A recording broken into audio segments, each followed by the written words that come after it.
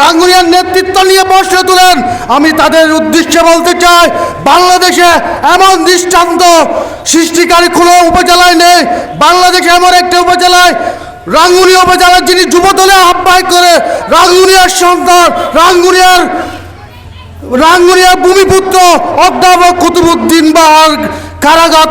অভিনন্দন জানিয়ে আমার বক্তব্য আমি আরম্ভ করতে যাচ্ছি।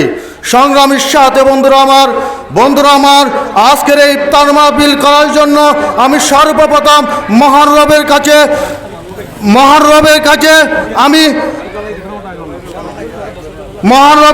আমি খুব আত্মনাদ জানাই।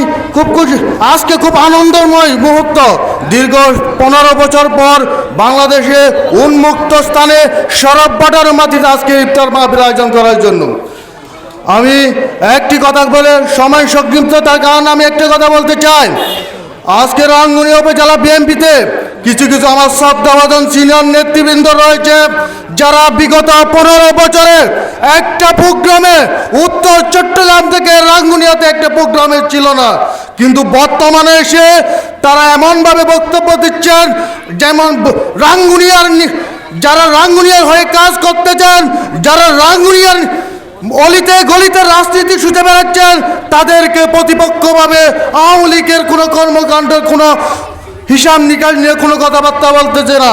আমি তাদের দৃষ্টি আকর্ষণ করে বলতে চাই, বাংলাদেশের যারা রাঙ্গুনিয়ার নেতৃত্ব নিয়ে প্রশ্ন তুলেন, আমি তাদের উদ্দেশ্যে বলতে চাই, বাংলাদেশে এমন দৃষ্টান্ত সৃষ্টিকারী কোনো উপজেলায় নেই।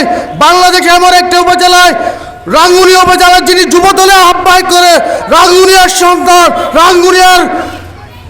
রাঙ্গুনিয়ার ভূমিপুত্র অধ্যাপক কুতুবুদ্দিন বাহার কারাগার থেকে 2018 সালে মনোনয়ন পেয়েছেন। আমি সংগ্রামের সাথে বন্ধুরা আমার আমি সবার আজকের মাহফিলের সফলতা কামনা করি এবং সবার সুস্বাস্থ্য কামনা করে আমি আমার বক্তব্য শেষ করলাম।